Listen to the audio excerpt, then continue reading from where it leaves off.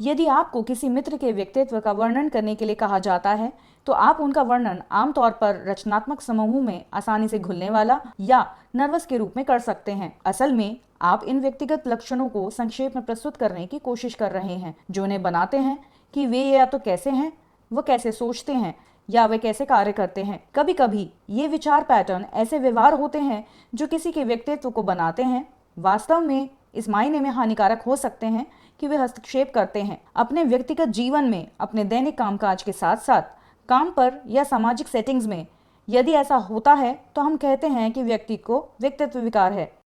DSM-5 जहां मानसिक विकारों को 3 अलग अलग समूहों में विभाजित करती है जिन्हें क्लस्टर A, B, C के रूप में संदर्भित किया जाता है। ये नाम बिल्कुल वर्णनात्मक नहीं है, तो उन्हें संगठित रखने में मदद करने के लिए आप उन्हें क्लस्टर A के लिए अजीब, क्लस्टर B के लिए जंगली या क्लस्टर C के लिए चिंतित के रूप में याद कर सकते हैं। ये श्रेणी अक्ष के अंतर्गत आते थे, लेकिन आयोजन का यह तरीका वास्तव में अब उपयोग नहीं किया जाता है। सब ठीक है, इसलिए क्लस्टर A पर्सनालिटी विकार अजीब व्यक्तित्व विकार है और इनमें paranoid personality disorder, schizoid personality disorder और स्किज़ोटिपल पर्सनालिटी डिसऑर्डर शामिल हैं। कभी कभी इसे याद रखने के लिए इसे दोष लगाने वाला, अलग व चिंताजनक बताया जाता है। हर एक को अपने विशिष्ट विचार पैटर्न और व्यवहार द्वारा परिभाषित किया गया है।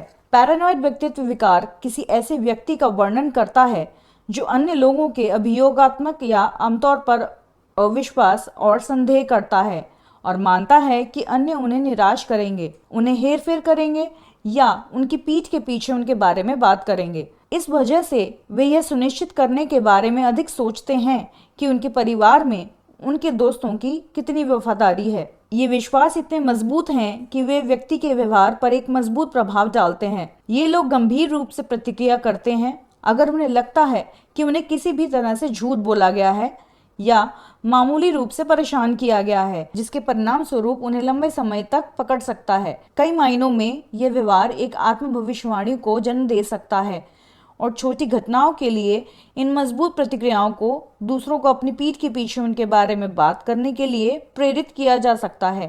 अप्रत्याशित रूप से ये लोग सतही रिश्ते रखते हैं और अलगाव की स्थिति में होते हैं, क्योंकि जब आप सभी के लिए संदिग्ध होते हैं तो वास्तविक मित्रों को रखना थोड़ा मुश्किल होता है।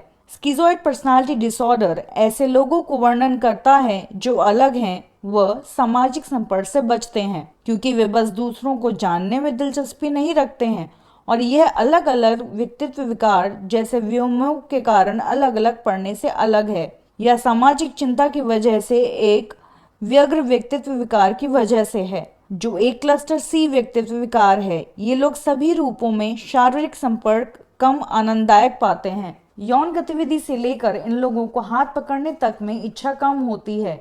एक औसतन व्यक्ति के मुकाबले यह लोग आमतौर पर अकेले रहना पसंद करने के अलावा उनके पास एक सपाट व्यवहार या भावनात्मक रूप से ब्लंट होते हैं। इसका तात्पर्य है कि वे ना तो सकारात्मक ना ही नकारात्मक भावनाओं को दिखाते हैं। अंत में ये एक स्किज़ोटिपल पर्सनालिटी विकार है जहां व्यक्ति बहुत ही अजीब है। ऐसे व्यक्ति अत्यधिक जादुई सोच में लिप्त होते हैं, जहां वे सोचते हैं कि पूरी तरह से यादृच्छिक घटनाओं को यथाचित रूप से जोड़ा जा सकता है। उदाहरण के लिए, मैं आज बिस्तर के बाईं ओर से उठा इसलिए बारिश होने वाली है, क्योंकि पिछली बार भी ऐसा ही हुआ था। इससे संबंधित संदर्भ के विचार होंगे जो एक धारणा है कि दुनिया में होने वाली सहज घटनाओं या संयोगों सहित सब कुछ सीधे अपने स्वयं के भाग्य से संबंधित है। इन लोगों का मानना है कि वे विशेष रूप से अपने आसपास की घटनाओं के साथ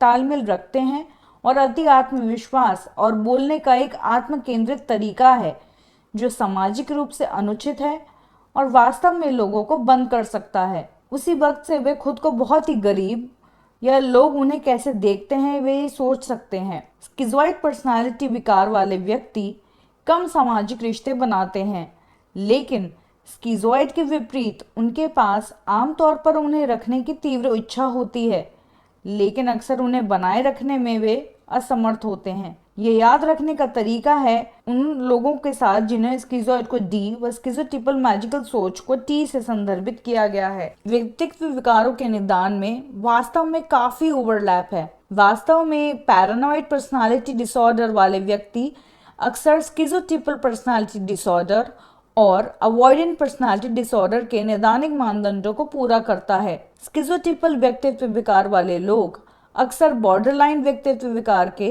नैदानिक मानदंडों को पूरा करते हैं।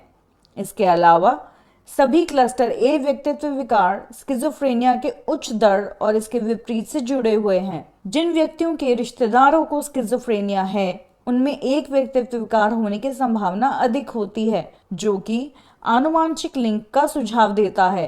कहा जा रहा है कि व्यक्तित्व विकार और स्किज़ोफ्रेनिया के बीच महत्वपूर्ण अंतर है। पैरानॉइड स्किज़ोफ्रेनिया के साथ, उदाहरण के लिए, व्यामोह व्यक्तित्व विकार के साथ आमतौर पर अधिक तीव्र है।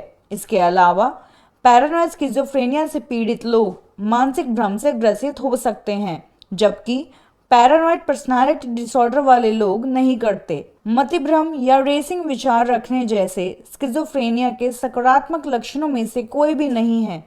हालांकि स्किज़ोइड व्यक्तित्व विकार और स्किज़ोफ्रेनिया के कुछ नकारात्मक लक्षणों के बीच कुछ ओवरलैप है, जैसे कि फ्लैट व्यवहार या टूटी हुई भावनाएं।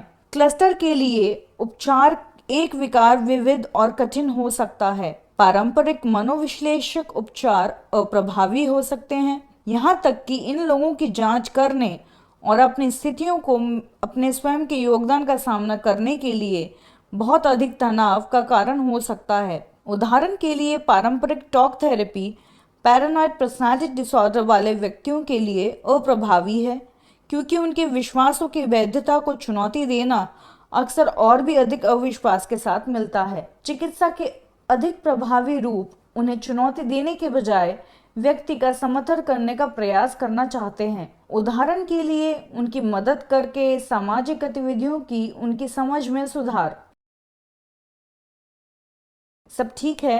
एक त्वरित पुनरावृत्ति क्लस्टर के रूप में एक व्यक्तित्व विकार या अभियोगात्मक स्किज़ोइड व्यक्तित्व विकार या अलोफ और स्किज़ोटिपल व्यक्तित्व विकार अजीब में विभाजित है।